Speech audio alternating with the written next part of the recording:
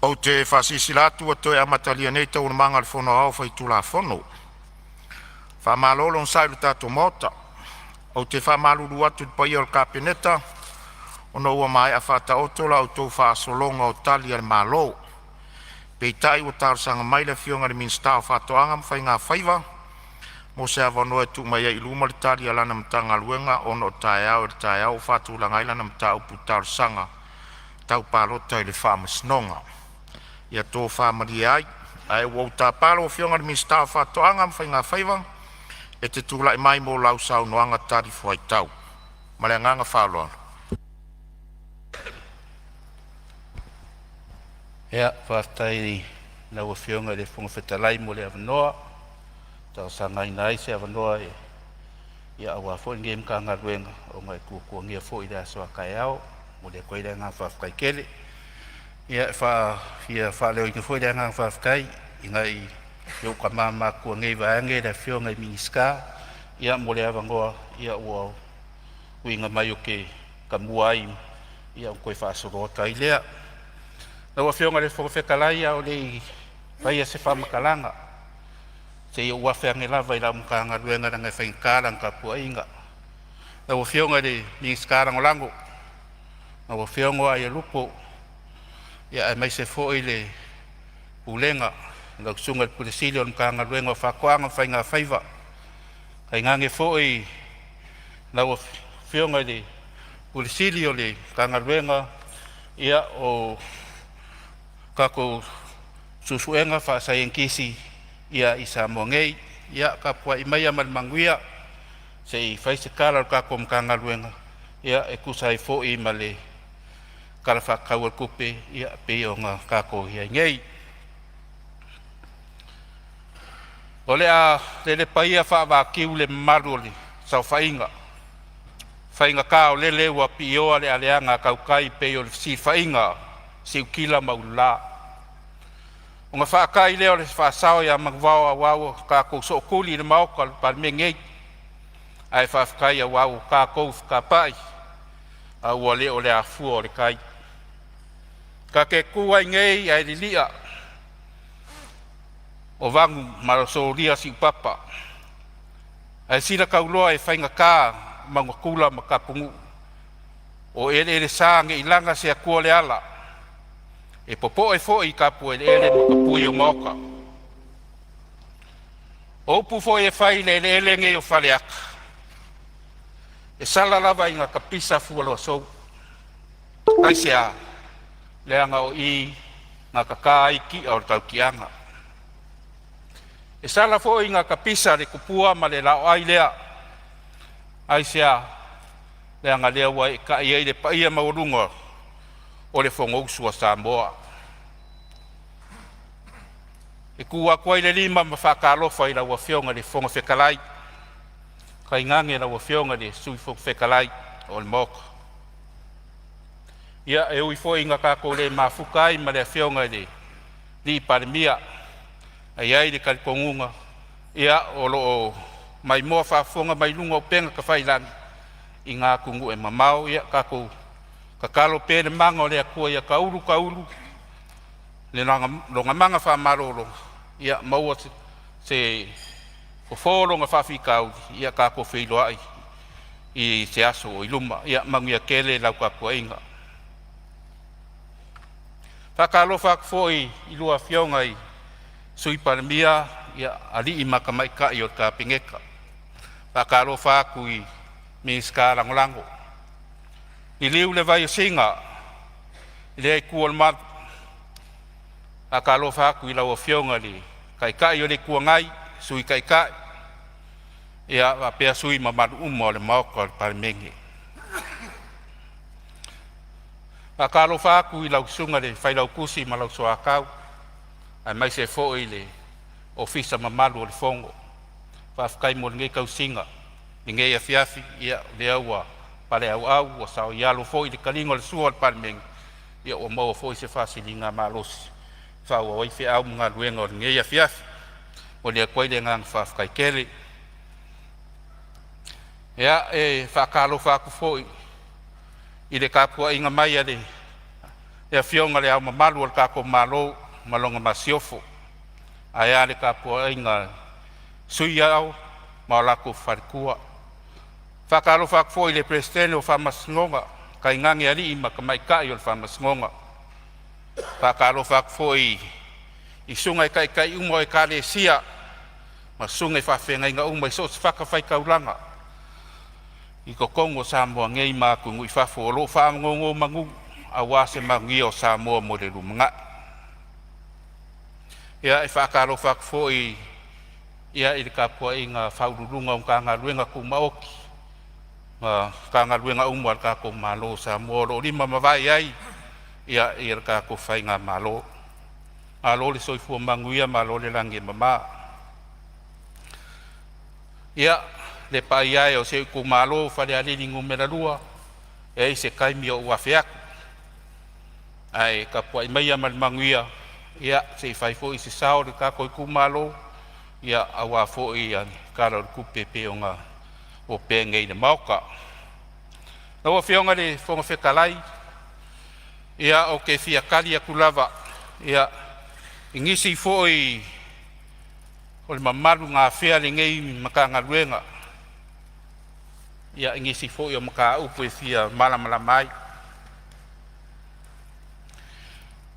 O a maka mai le sui whaipule mai palaudingu mera rua mings kao ka alonga mga alanga oa mare fia o kangaka. Sa kasanga ingai se sosoangi mo se wha maunginga o wha koanga wha ngā kula. Mo le kumalo ia e mai se sili. Longa ngu. Ia sa ngua fo e kasanga inga fo i le kao fia ku mau ar wha ngā inga o vai la au. Ia mo le sira fia e le kako mauka e mai se le sui mamalu pe o ngā saungoa i vaenga ia lea ua lango inga ngei maka ngaluenga. Le ka mo whainga ka ua ma le aki ngā inga o whaakoanga ngafa kauli mainga. O le awha kingo fo isu suenga i loilo ai a ua le mawhai ai o ngā sosoangi ai i le maka ngaluenga i le wha maonginga o whaakoanga whare ngā kula. Ma le unga ia o le wha ngā inga o whainga e whaasao ai si o manga e au ngoa mawai la au makaukia. Mo le sira fia e le kako mkanga e le kako Palemene ngei ia olo ia i fo i le komiki whau kua o whakoanga whainga whaiva e le wha ngā inga i se vai la au. Ia po le Organic Advisory Committee. O loo whakingo inga, a wā le kango inga o le unga ia, mat whamarosia o whakoanga. I le wha ngā inga ingi vai la au. Ai ua whamauinga le kaosanga. A wā ngā luenga a ruaru i luma, ai mai se le whamaria inga o manga onga ngā kuinga mai ia i loutu malo. Ngā whea fo ia le sui whaipule o si umu. Ia le kaosanga mo se whare aisa fau o ngā le kaimingei ia ngā le kasi le whare aisa o lo iai kua. Ia mai se fo i le kele fo i mali. O le au whaiwhaiva ia mali au kaukai.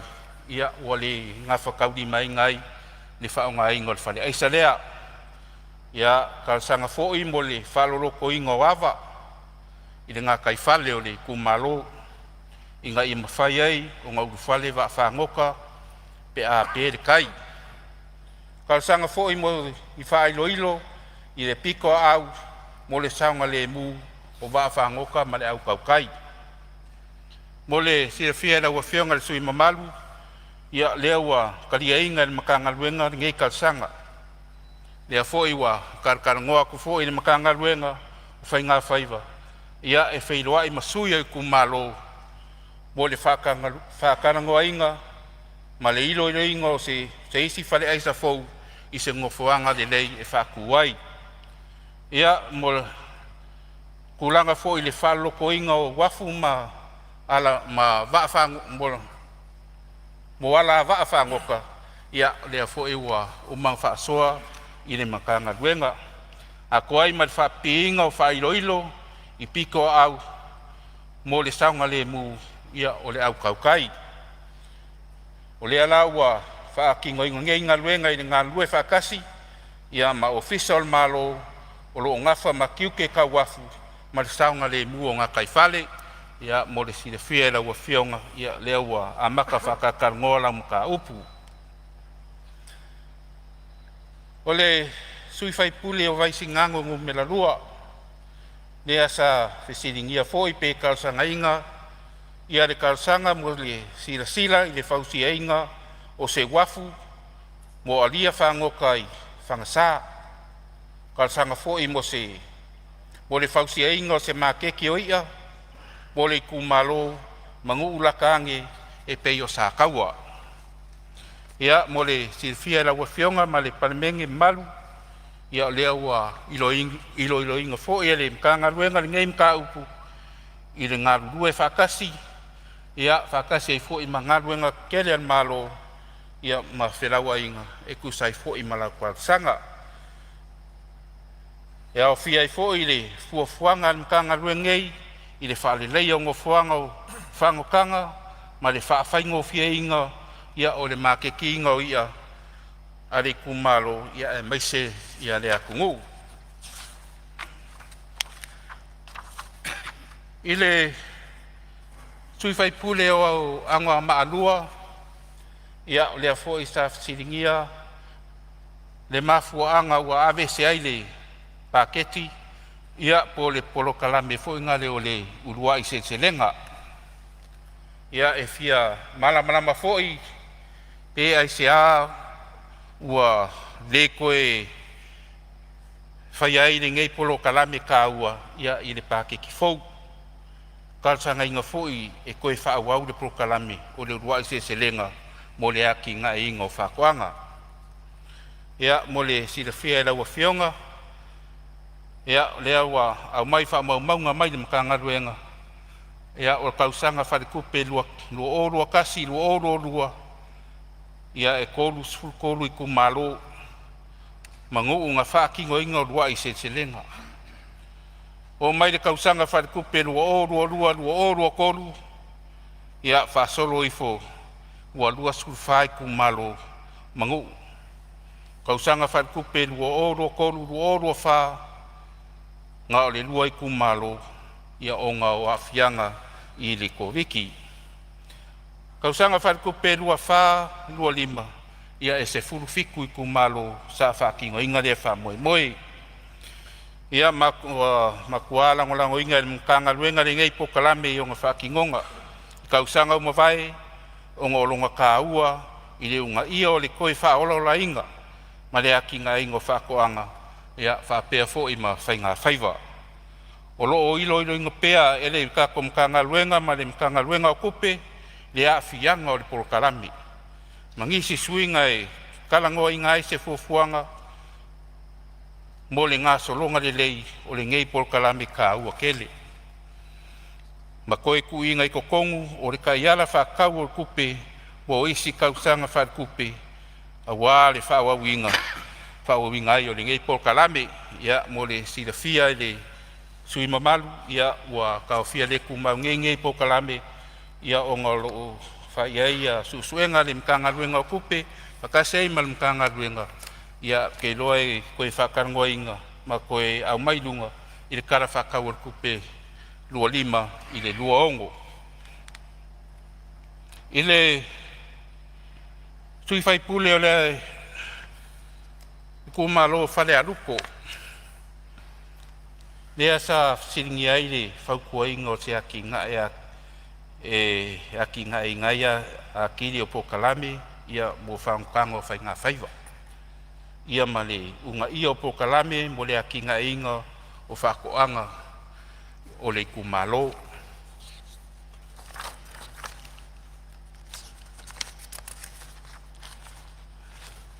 Ia mo le silafia e laua fionga ia lea ua whaamawinga fo ia le makanga luenga le ngei whaukuanga o loo whaanga solo fo ia le kapenganga ia o polokalame ia o fia ai le whaonga inga o mea whainga luenga kara whengai ia mo ngā luenga o whakoanga. Le whaalelei o awala, mangofuanga o whakoanga ia ma whangokanga. Ma le unga ia o whakoanga e whaonga ai waila au whaonga kula i le whaasau ingo le sisi o manga. Ia a ko ai ma le kako milionga pe o ngakui ngaku ia o ingalo a wako e foi ia le fisosoangi e kako malo ia i le au whaifakoanga ma le au whaifaiva. E lui fio i folava le whaifakoanga ma le au whaifaiva e kalsanga ngi lako foi mea whaingaluenga ia e manga o iai. O le fisosoangi ngā le kako malo ia o loo kui ngaku mo le au whaifaiva mo le au whaifakoanga. I le sui whaipule o whaleaka ngu merakasi sa siringi ai pe ai se a ua ave se ai le 5 se lau sfuluafe mai le paketi. Ia o le sila fia e lau a fionga le sui mamalu o kai mingei o loo ilo ilo le mkanga luenga le koe whaasoa soa ingo le pakeki mo le kausanga whare kupe fau. Pe iong ka ua le kaimi o sola ia o loo ngā rurua le mkanga luenga o whakoanga mwhai ngā whaiva i se whaakaika inga po se whaakakianga mauku i le whaonga inga o ngei vae ngā kupe i ko kongo o le kausanga whare kupe e au ngoa ma se kupe kokoe. O le a whaamalama akiri le ngei maka upu ia i se kaimi e karangoa ingai le pakeki i le Palemene mo le silafia e laua fionga. I le sui whaipule o alipaka i kupailunga ia po le a fionga fo i le miska langolango si se manga le asa kasanga inga mo masingi ia a kongu fo i na le o walala mai i le whaipule fo i o whalena kai mo samakau ia o lea fo i sa saungo le vaenga lea karasanga ingai mo masingi mo whakoanga ia mo le ngau singa ia o whakaoanga kalo ia maisi lava vaenga. Karasanga mo le whale leia o aki ngae ia i le ngā kai whale. O le silafia e lua fionga ia o lea ua whamauinga fo i le karasanga. Ma o le afiso kai ak fo i le makanga luenga i le mae ai o le whapake kinga o masingi pe o ngā ua i le kausanga whakupi fo a wā le whaonga ingo ngei masingi. O le anga rue so kau a waku i le kou whonga whawai mo le whakaungu inga o le ngei manga onga ai maise ia o le aki ngā inga o whakoanga ia mo le silafia i le kako Palemene ia o masingi ia o loo i o i le makanga ruenga whakoanga mwhainga whaiwai ngu.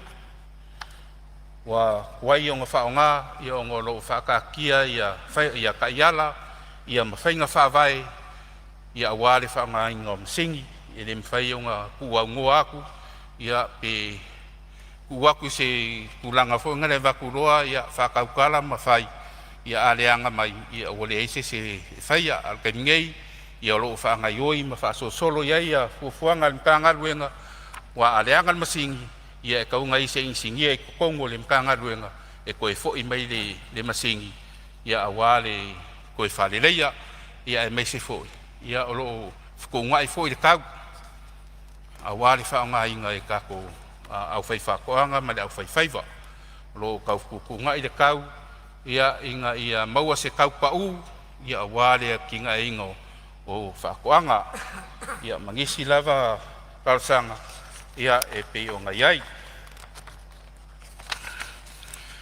Ia mole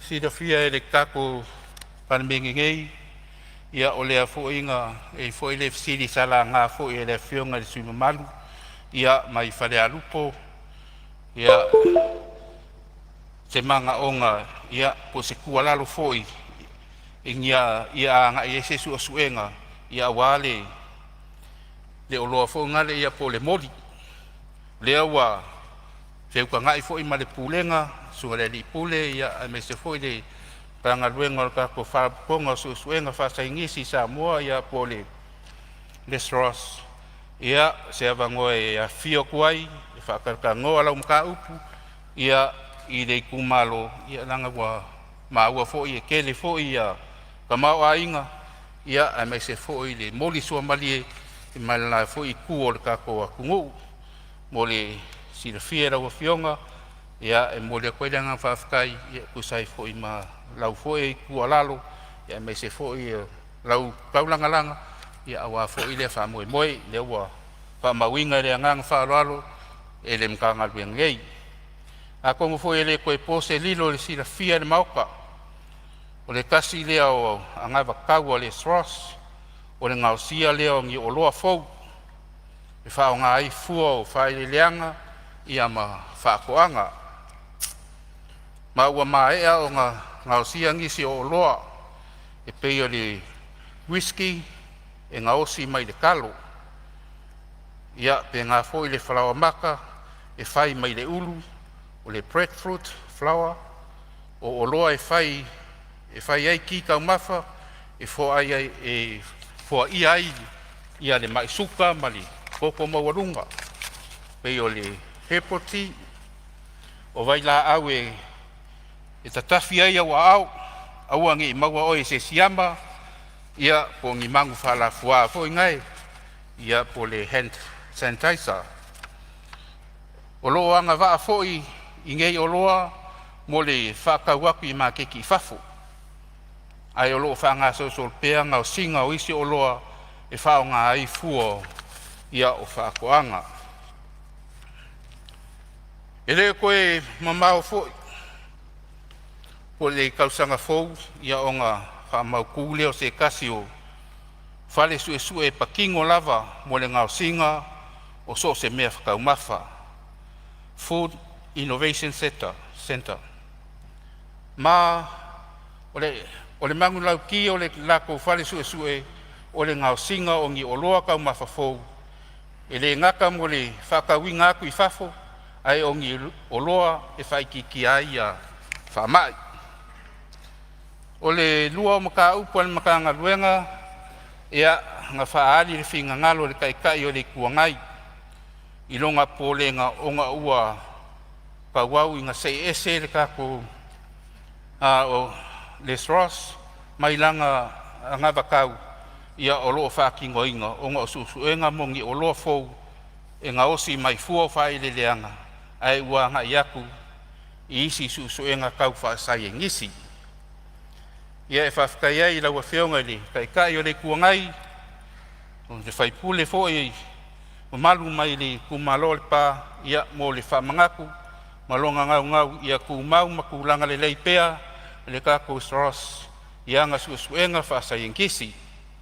Ia maua makua whaamauinga le whinga ngalo whamangaku mai ku mau pēr whaakingoinga e le Sros o suasuenga mo o loa fou e maua mai whakoanga.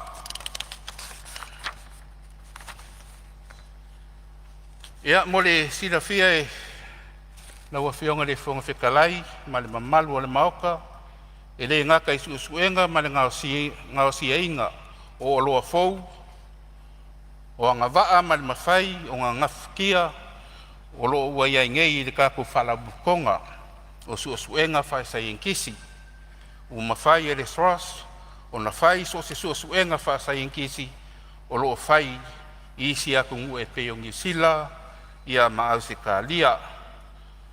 O whale suasua e le Sros, ua au sia la fua, ma pāsia whaavao ma lou. O le ngam ka kia o se kulanga ua mawhai, maalua i ai, le kako Sros e whai so se suasuenga whaasa inkisi, e peo suasuenga whaasio sio manga, suasuenga wa afianga o suinga o le kau, e a fia i fo ima suasuenga o le afianga o alikikai, marisami, onga o vaila au onga. O ngei suasuenga o mawhai o ngā whai o ngā o le kari aku i mga onga ai e le ngaka ni panga luenga mwhalapukonga le malo ai o pisingisi ma whalapukonga ku maoki. E ngā o le pau ia mo le siafia e ngā o le pau ngā o mka upu ia ngā whaari kari ai whinga ngalo a sui a whai pule malu e a ngā i whalapukonga o susuenga whasainkisi ia i Kongo Samoa. Ia mo le sila fia fo e le kako apungu o le kako Palemene ngei e me se malu si kako pungu. Ia o le ai kako a maua fo ia ua mai a fo i o nga whaapi e le kako whaaka fo. Ia po le x-ray ia se kasi fo i o kako whaaka ia e sosoangi ia awale kaususu ea leo whamai ese mai a kungu i whafo. Pei hoi o ngā maua ia ua iai fo ia ngisi whamai wai kako kua oi. Ia pei o le kako kua oi pei e whiki o lo ua iai ngei whamai le pei se whamai ngare a kia ia mo meo o lau papa ia ma mea whapenga ia ua whai asi mkau kia o le whamai lea o le te mait ia malesi o le Fall Army War. Ia o pi o whamai ia leo ua whaukua mai le mkanga ruenga. Leo ua whapipi ingei e le kako whaaka fau lea po le x-ray lea i le kako mkanga ruenga o le biosecurity ia awa lava le mapupuia o kako o loa awinga mai whafo ia a me se fo i le whaiki kia o whamai. Ia pe o ngā ia ngei. Ia ke longa le pau leo vaenga lau a whionga le whongwhekalai ia sa whea ai le ngei makanga ruenga usai fo i mali kara o le kupe ia o sa mai kauinga fo i ia ke le fo i a sui mamalu sa la ngā fo i le kulanga leo le kaungaka o le soifuanga e i lava le ngaunga kwa inga ngei makanga ruenga lau a whionga i le whongwhekalai ia e alang kaungaka ia o kako uo fua whaakau mea ai a palangi. Ai le ngau ka inga le mtanga luenga ma ko ngei ia ako anga e whai le whakoanga ko ko le kalo o le uwhi o le kaamu o le koko o le esi ia ma whai au ko ngala au ainga ko ma whanga ia lavang iau moa whanga ia lavang iau pua ma isi lava mau mea whanga ia ke no o le kali ngā whawhika augi o le kaungaka o soifuanga e whai lau kala whakaikai lau a whionga le whongwhekalai ia i le maranga ka amilo lenga ka amilo ai le whakokoi le kua Samoa o kasi o le rock show lenga ka amilo sawa ia ke loa se maka inga fōi ma se kilo fōi a le vang whauwhai ia i le mea kau mawha fōi sa kako vai ai sawa le kele o le kalo ia al kele o mea kua olo ia vaiange ia saistu ia maleango ngoa i lava kako amaka kua isa le longa kulou le afiang ia o kako ai lava makau sami i lupe o moa ia kako kere ai mea ai palang ka amilo mai lava so a kosa va ia mau ai fo i le kausingo kako ia i le fo i ia ngu foi mai kumalo o le mokele sala fai ia e o nga e se fanga upa inga la ofionga le fonfekalai ia e te kualalo ngem ka luenga ka lava un ka ko nga ruai fai ka ko fakoanga ia ma ka ko nga ruai ma lo se mai se ka ko nga kai fale pui le le ka ko nga kai fale ia ofionga fonfekalai ia Malia fenor fina ngalo lo fionga le minstao tanga lo ngafatoanga fenga faiva lo i fa ula vea mai le suyo ali patai tu pai lalo fa mon mol sa no mai su tai la fionga fonftalai se fese malo longa lo so minsta se me fi fa sa o se me fi fa mam la mal sa no fa mam la mal fionga le sa no la fionga le minsta sa uta uai ale en Australia na o siringia la ofion o le ase tala mai la se tulanga wo o yai e ona e fio atu e tiasiasi i ale pata fia maua se fam talanga sa o mai la ofion pe la tulanga wo o yai tatum ta upu mana ga fa tumur fa lolo ya ofion ale ia malia fenole minstalo e foi fa la ve mai fale atatasi ia tulai mai fale atatasi e fia fa ma pe se me vi fa sa o lo fina Talai o me fi fa sa o po me fi fa ma lama o ia lele ia se se le fe no mi ai no ma fo fo O lea sa saunoa le fionga minsta o soifua maloloina. E te tau ana whiriwhiri te tau ia tau mawhai lunga o laulau. O le mena sa o fia maua fo ile le ina ia tau ia inisi tau sanga fo ile le whao popo mai. Pe a whai o a tau mawhai e recommend mai el minsta soifua maloloina. E te tau lunga o laulau. A pe le ma watu saunoa ngal minsta. Pe o le mana o mia ia o puaa mamoa a pe o le mele ka umit fo ile. Pe o le mena le whaatupula ia el suka pe a whai sa o lau tau matawina. E nei mea ne wa whenumia ia lo te mawhau fo ile le se mea ta ua fo ile le mor soifua maloloina. Ia le saunoa mai minsta e ta ua ia o te loa e ta ua alfina ngalo minsta i meo whaingo whalewelawe. A mea ia tau mea ai lungo laulau. Pem whaina fsosa ni mai na ia soifua maloloina. E na se me whapena e whaftai lau whionga le minsta o whatuang. Ia, maror saunoa o te langona ea ui e lo langona voi. Ia, o lo soifua maloloina o lo iu lava au. Au ia le atua tupera o whionga le minsta tarifu ai tau tu so whau lawe.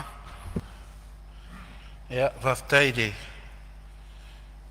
Ia whionga fo e le tupia. Ia, ange fo e le paia le tu malo. Ia, le ionga o kali mua kui lawa whionga. Ia, o kulanga fo e kulanga i kaumawhaka. Ia, o le, o ngā ia ke o le kali o le. Lawa whionga lava le kali o le vaenga lea. Ai ala lango kua lalo aku na mkanga luenga. Ia, inga ia whakupula ia. Ia whaikikia i le makiwa. Ia, malele kango lima.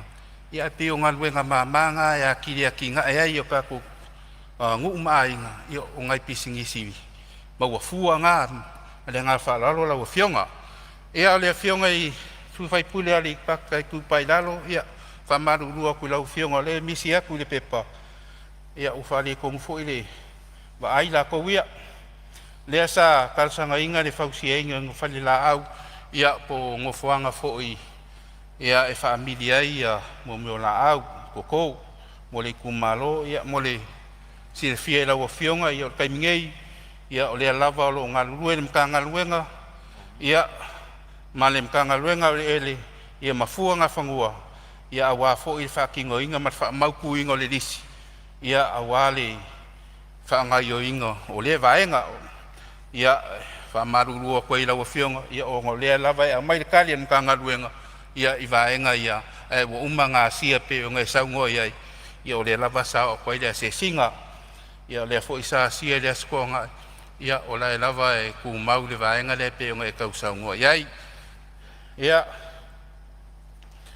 e o maenga ia pe o ngai saungoa iai ia sui mamaru. Ia usai malingei makanga luenga. Ia pe o ngā Ngau whionga le whia. whangat whono. E mo se wanoa whamono. Ia o lo iai le si whau la vea mo le whasau ino le taimi au sau maro longa te isi. Fwoi lo whionga le minsta. Sei tula i mai a vai maunga tolu. Whaftai tere lau a whionga mo le awanoa, o whionga whona whetalai. O sina mea e fia whaamanino, lea ngai e ioe le tāo whiole nei tu malo, e se le tāo o le whausia o whatoanga mautu. E a lai ona tala no ato au le si tangata whai whatoanga. Ai i le lau telo le tu malo vai maunga tolu. Ia tai peila o na yo nuu ia o le o ne o matautu. Ua le ai se whanua. E ngā lurua ai, ma whai aini ni atina e whapea. Ia, e pe o le mea lea tau pi ama e fo i tāra sanga alesio uso a whai pule mai vai maunga. Mana o mia aini whanua. E lea ngai moni ia ma ioelo tā fia tā ua, le whai o whato anga e tua iai, ia le tātou atunu. E mea lava me whan tātou tau sia e tātou atunu. Ai o le whale tonu lea, e o le ea mana ia pēr so mātou vai vainga. Ia isi pitonu uia po isi ala whanga ia e tono le taulanga. Ele aini tua maota po ni tua lawa e ngā lulu ai e mawhai ona tua i nei taimi o le taunga tāra so i fuanga ia ma le whaalo halo lawa lau whionga. Sauna mai lau whionga ni minsta. Whao wau sauna. Ia, whaftai le. Saunoanga matanga o whia lau whionga le. So i mamaru mai mga koru. Ia, o ke whaamaru ruaku o mākou ia o ngā whakoanga matku alalo ma le whau kua fo. Ia, ai lo ia i lava ka komkanga ruenga. Ia mo le vaenga ia wale whakingo ingo o whakoanga ma le ngang whaloalo lau o whionga. Ia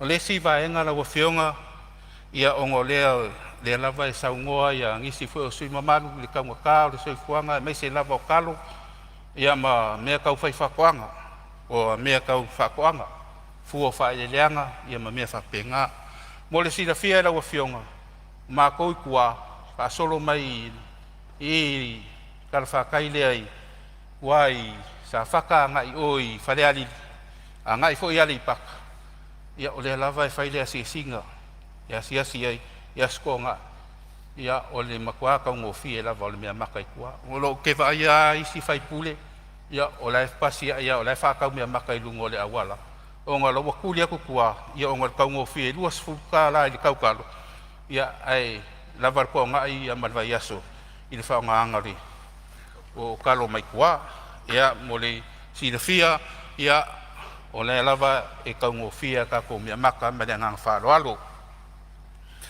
ia o nga na ufionga le fonga whakalai o nga o mai lea si kala ia i seo ku malo Ia ngai whangalfono. Ia, langa le sa au ta au ane fi whaasa. Ia sai tula i mai le sui o whala Tua au tutu. le sa au ane mamafa le vanga le o mea fo i o me ia mea tau mafa ma mea ai e mau e tunu le tato atunu. Lea ua matua asili e tulu tangu tae lo me ia mai fafo. Me so ilai me tau hi awa li a le va i ho ila fionga le minsta. Ora al mafuanga e fo italo tal tonu lo fionga. Ia ongo kai mingi o le fo le u. Ngai ka fioro lo ka ukala. Al be mo ia mo kwa ka ka. Ia na ngai ke fio kwa ngi ki ia kwa ke le ka ka lo i. Ia mako. Ia e fo ia fai. Ka mako ka pisi pi. A mo kwa ke le fa le ko lo fionga.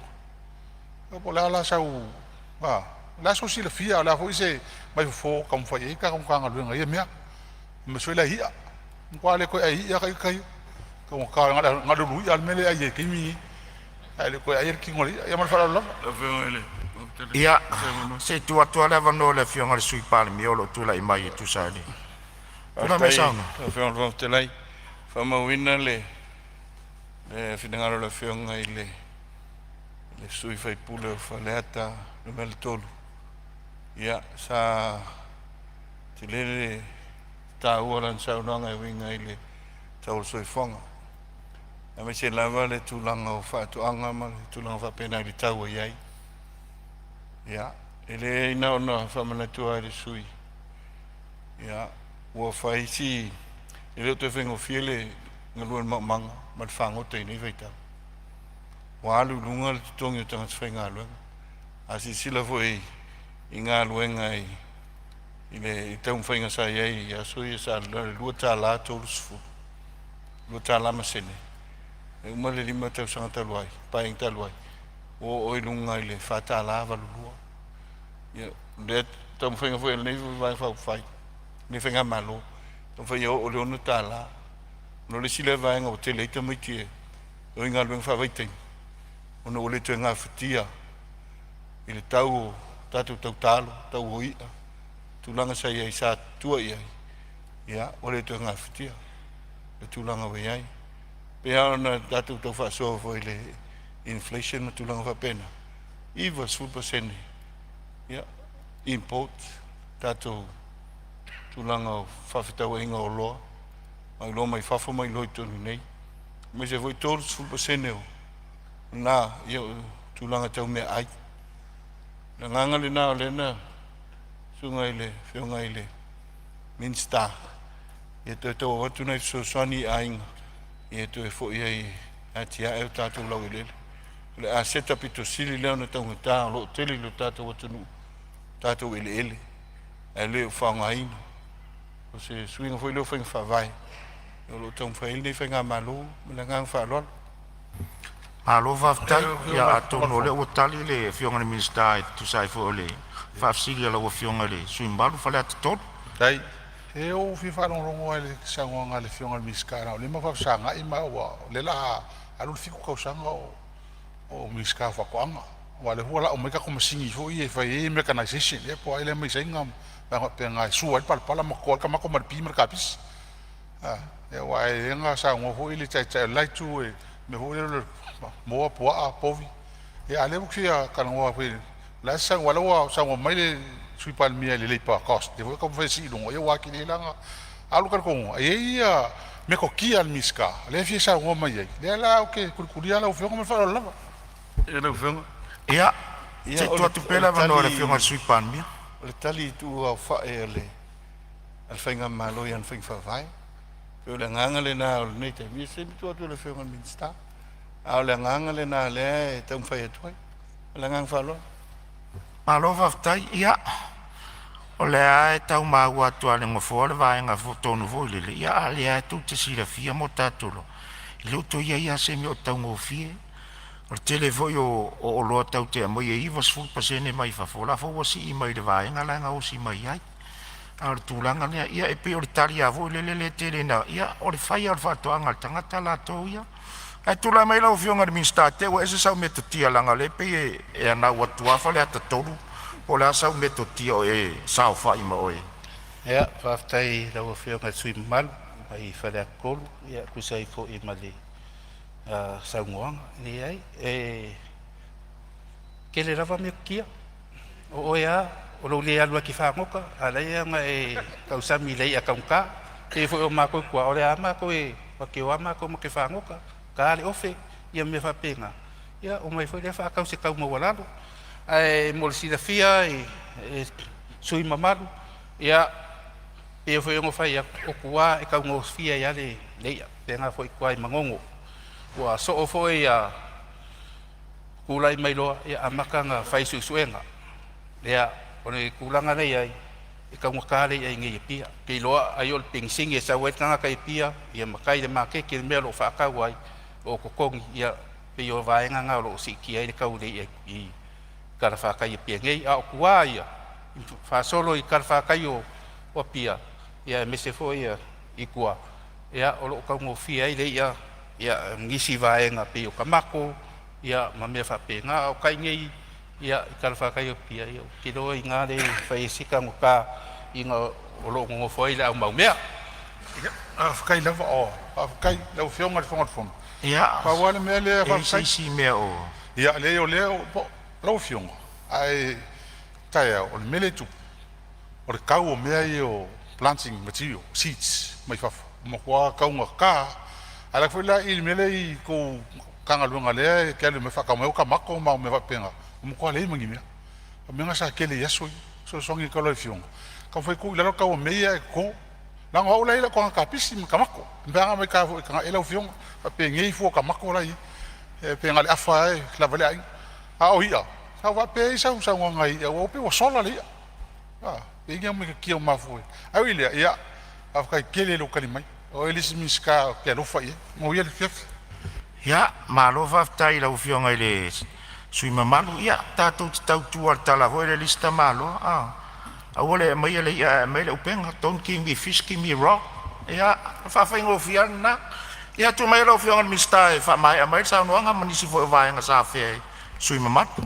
ia whaftai lau whionga e rei se whakau ke e lau whionga sui e rei pau le nganga ia whafkai o lau whanga winga lau whingalo ia e ao ngā fo i le sua i le skaimi ia e mawai fo i la ngonga ma mangaku li kanga luenga ia mai se fo i e lo whafoi fo inga na le vaenga whafkai ke le moli sa ngua mamalama ia i lau whionga le sui mamalu ia o ngā wafe mai le se o kumaro lau whionga le whonga whekalai whaingkare ka pua inga ia asi o kong malo pele o whare alili pa ia la langafa ma la lo ngofa kula whale ia ma le kawanga ese ia whare alili ia mai se fo isi o mako whale lua whare alili ngumela rua ia se o pele o salangi a wale a fio sa whengu i wao ma le lako kama malu ringo a makua ma sa kaile ava ia whaingange le whaiala ia a fio foi a kapu sa kele mo ngalo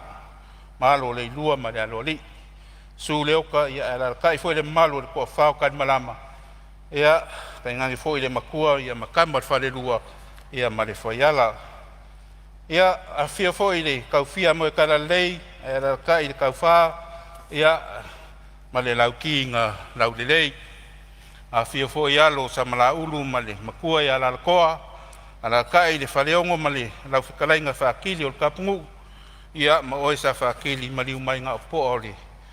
Kula whale at kuia kua ia ma lau whikalainga le konga. O le urupua le ngā whaialanga. A whia foi kia ma kufunga whale mseo ngari. Ia aera kai ia le mamalu le whare kolu. Ia o mangaku ia o pa ia o si o kumalo. Ia mai lava i sa poe, kulaelae, salangi. Ia sa kele mseo ngeu. E whawhailoa ia kuai si o kumalo whawhkai kele. A whkai le ko mangaku mai. Ina o ko sui whakauwaa. Mai se fo i le koe whiwhiri o lo whakauwaa. Ia e kau aveinga le ngwhor ka koe kumalo. Ia e ama se koe luang yaso. Ka ruai ia ongo lea fo i e le ngalu whaafua lea e whokua i mai. Ia ai mori aku lea nganga whawhkai kele. Ia i ka pua inga se o kumalo. Ia e mai se fo i o se ungu pele o salangi. Ia i le pa i o le fio sa whengu i wao. Whawhkai kele lava mole. Amanga ia fo i o se o ngei whakauwaa i se o ka kongu. Mai se fo i e kulanga ngai ai le kako kaimi wa sola ia o le lava sa koe fo ia kui kua. Koe fo ia kulava kako whanga i mwhaikala ia kulanga fo i wo ia i le Palemene peo ngai ai le kausanga wa sola. Ia ai mai se le vaen whai pe sa kau kua iai. Ia o le lava sa mai lava ko kua lalo. Ia o le mea lava o ke loko ia i he whai. Ia o le ngā lava. Ia o le ala lea le au koe whaua wai le. Ia le kamu whainga. Ia awa fo i le ngei lima kausanga pe aku sai mat whingalo le rei. Ia e mo le aku fo i le nganga o le whawhkai ma le whamalo i le kapua inga. Le pa ia lau whainga ruenga kokofia le akua i so se whakawhai kaulanga i kokongo se o kumalo o whare alilingu me la lua. Ia e lau sunga i le koe inga whakongo. Lau sunga ku moso i o sia ma le wharekua. Whawhkai mo la lua kakalo. Whawhkai fo i mo lua kalsanga. Ia e mei se fo i le whaukua. Ia i lo ngei kangaka whakauwaa. Ia whakalo whakfo i ngai o makua whare anganga. Sunga ia ko lio mat wharekua i alupe. Ia ma lo kakalo. Whawhkai fo i whaukuanga ma apo inga. I lava inga ko vaa fo i vasa o ngor de singa ngase ia kunguma mau. Ia kakalo pea le whamalolonga le ia kaulu maua songa whingalo. Ia ilang whamalolonga i lau sunga whawhenga inga. E se kaimi ka koe wheiloa i anga leile kua i lau sunga.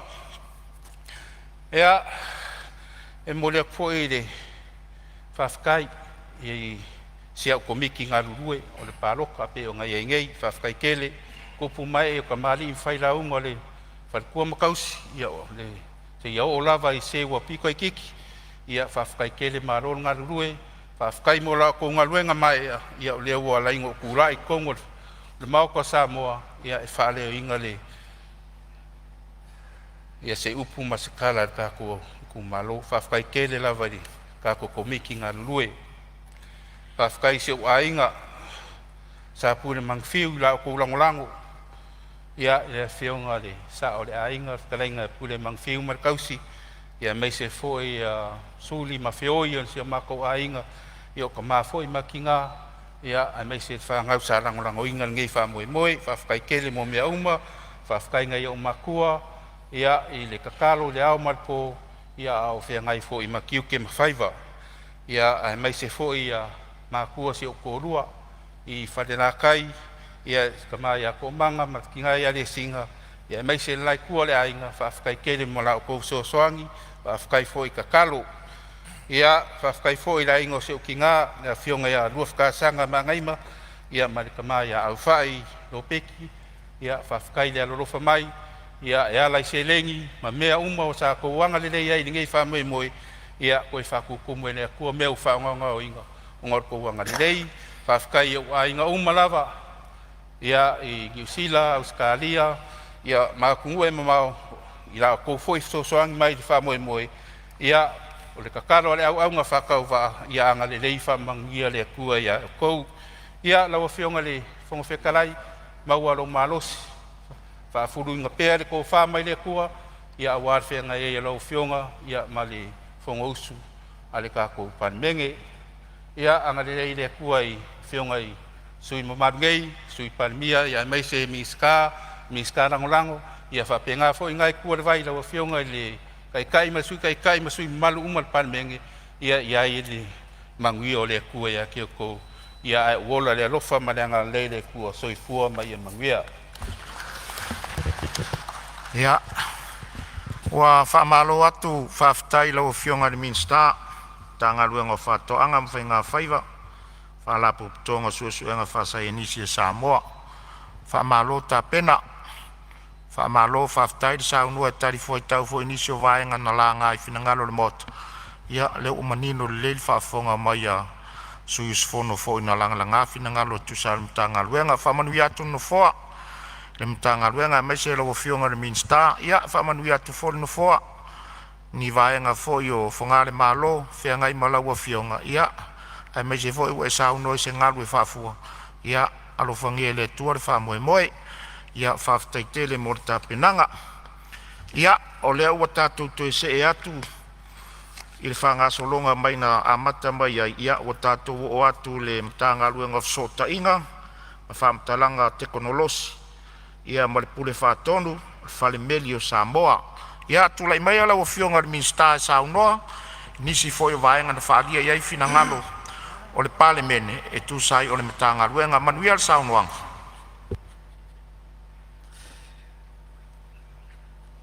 Lau whionga le whonga whtalai, se ua tūpō lava leanga le leima le alofa le atua le nia fiafi. Ma lo le whatotoa, ma lo le tau ata. Momoli atu le nganga le whaftaitele i lau whionga le whonga whtalai, mo le awa noa le neusu ngā whono. A le tau po inga mau, le ne fo itu malo.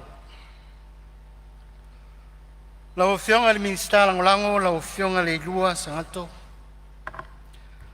Lau whionga le ofisili langolango, le vaenga maoti, fsota inga. Lau whionga ngisa, le matua, le pule, whatonu. Whionga tavui. Awal pule ngol Palemene, tatou malo. Lea ua tafe iuta, e le lafo i tai il sa, ma ua sa uni fo lau lo tātou matanga lua. Se i tali, le ngā o ongaru, o le tātou usu ngā whono Palemene, i vaenga pe o na mumia. O te tāofi o te le toe talua ina le whala o paula. Masasama le lafia lunga o e lenga, awala u whātu lima, pa ia whale anga nuu, ma pa ia whale malo. O le awhai ua e lafo ilu maa whale le vi inga, tasi le atua, le nei la vaso. Ma ua e soa ina fo i le nifo le whata whaitaulanga awale si tiore, tātou vi inga i le atua. E manatu, tau lava ino tātou toe whono whapi, e atu mau atu lava i le atua, lona lava vi inga, ni e o le whaava vau. E tau ia ino o soli, whaali wa aiso o lingol whangatia, o a lele ua malu maunu. O Samoa, o le mai lava na te tau mai le mata whanua, mai posa me, se ia pa ia le si whanua nai le lua loto ali, tulou na lava. Tulou na le pau o tua aungu ma whomalu, le whawhengai ngā senga ula. Ai se o mātou whaatalo whātu, le anganga whaalolo i lau whionga le whonga whatalai. Mātou whaatalo whātu foi, lau whionga le li Palemene, i lava ino tātou le mafuta. Mātou whaatalo whātu foi i lau whionga, i lua whionga isu. Sui Palemene, tai nane minsta umor ka peneta. Minsta lango lango, Whaatalo whātu fo I lawa whionga ni. Tai ale tuangai, whionga le su tai. Mani mamalu le nai tu vai. Whaatalo whātu fo I. Whionga I sao whapito, tawai tātou le mafuta le li asu. Ai tai nane su tu tasi. Whaatalo whātu fo I whaurunga. Tanga ruanga le malo, whala tonga tu mot. Te fo I na mātou whaatalo whātu, lau whionga le. Whai lau tu se le fono, ia malo sua tau tai nane le malu. I ole. Lo fisa le fono. Sio tu malo e, ia tapua I mai am le manuia. Ai se I waloane lo tau sui. A wafi na ngalo whaalia o le mamalu o fono uso Samoa. I lana paia ingele ne I lumu sifuru ma le valu. Wai se whaafetai lau whionga le whangwhitalai. Manatu o se lao le lei fo I le nei. Fo ngei nai se whaafetai alo utu malo. Lau whionga le Palemene. O na wafea le nei tu malo I lau tō wha. Mau tō whinga wale nei tu malo. Whaafetai tele. Whaafetai lau whionga le minister o tupe. Nane foi lau whionga lo fisili ma le mamalu lau fisa. I nau lau tō ngā ruenga whita ma le mai ea. Rea ua mātou langolongo I nai. Nei tu malo I le tala whaatau o le tupe. Lua oro lima, lua oro ono. Lau whionga le minister lango. Ia, tapo e maia. Lau whionga le whitalai. E na o le toa wha lama whionga I sui mamalu. Nā whea I la tō saunonga. Ia le nei mata ngā ruenga.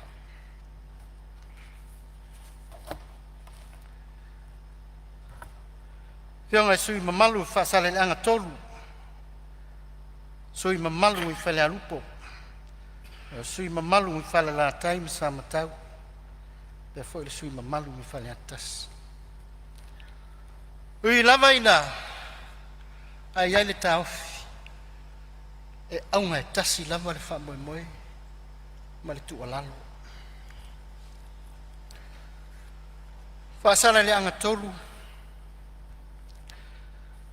E ai le taofi tati tā mo whatasi. O le leo fe so ta inga a wale ati na ino to mai maanga wa fa so poli ai na tu ioe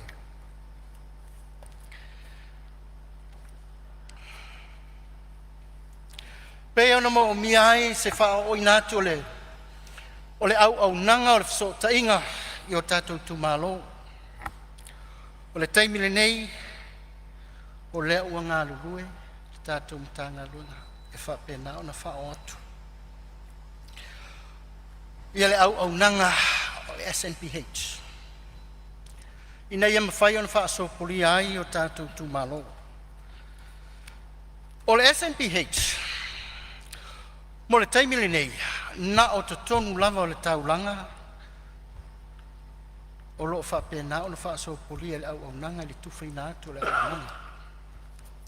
A le wha moe maualunga. E pei o na iai le fisosoani a le malo. O le World Bank. Lea ua tau mawhai ai e wha alele a atili. Se itia le wha alele o tātou au nanga nei. Ia mai e wha sopori ai. Ia vaenga uma o le atunu. Iai le taofi o lo wha pena o na mo mia uma mai. Nei au nanga. Ia awale wha atino mai. Pei o a onga. Whale mai, ia inu utua, ia ma tātou motu I savai. O le SNPH na sina tala I titi lava. O le SNPH pe o na whaatuina I le rua fesfuru tolu, rua fesfuru wha. Ia, mai le nā lava la taimi. Sa whaatuina ai, ai na fua fo I le toa tele, e pei o le whaataitainga to a tele o alo ma whanau tonu a anga taitasi. Pei ta. Ua maitauina, ia ua whapena fo i na si itia le tūlanga fo i numero, le au whainga o tamaiti. Ia e whapena fo i la o na si itia ai, whaopoponga le whao atu o le au aunanga, ma le tautua o le afo i au aunanga. Ao sina tala i le tātou company telefoni ia ua o atu i le ivas food pasene, o si le ivas food pasene, ia le te leo le tātou atunu ia o whapena o na o atu ai, le malo sianga, ia o le tautua o tātou o nanga telefoni. O le sui mamalu samatau mo whalela time samatau, silingi ai nai, ia le coverage, me se vaenga o lo iai ia le blind spots. Ua iai ia vaenga e tango lima iai ina ia fisosoani iai i le whawhitau li e peo na tulai mai ina ua le o vaenga ia ta ua blind spots. Vaenga ia ua le mwhai o tu ina atu ei le au nanga. O ne tele mafuanga, ia o mafuanga ia wha company o lo wha pena o na wha o atu iai i le au nanga. Ta, lalo lama ia le wha tinonga o le pe o nei ai le ngā ruenga o whengai nei ma le tātu mata ngā ruenga le wha o ina atu o le alama o iai le fuafuanga ina i wha pena o na wha sopuria i le fui tu. Ai iai vaenga o lo wha pena o le tango lima iai. Pe a whai o a fia ia sia vaenga i le au nanga i le tau ina atu. O lo iai ia le tātou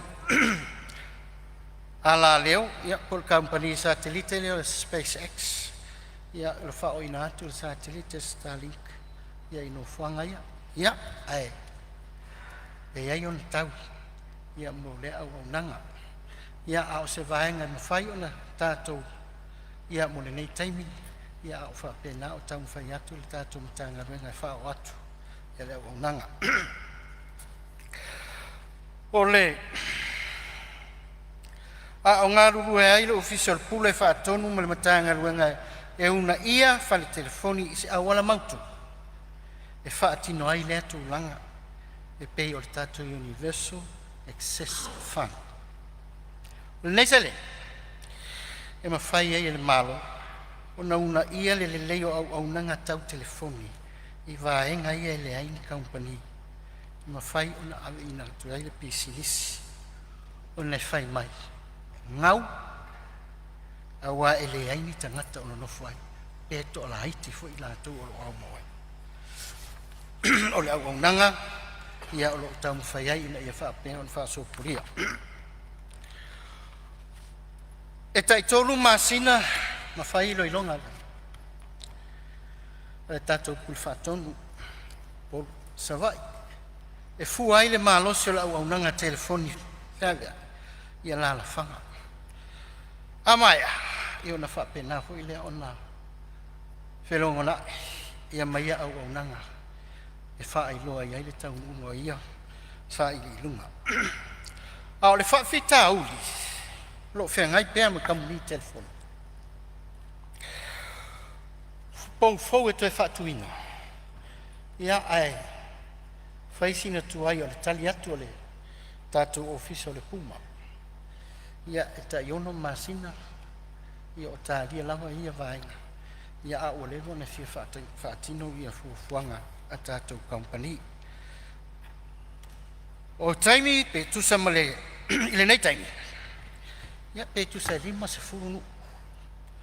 Ia o lo vai ai, ia le au nanga. Ia ile whaatau ni ngātu.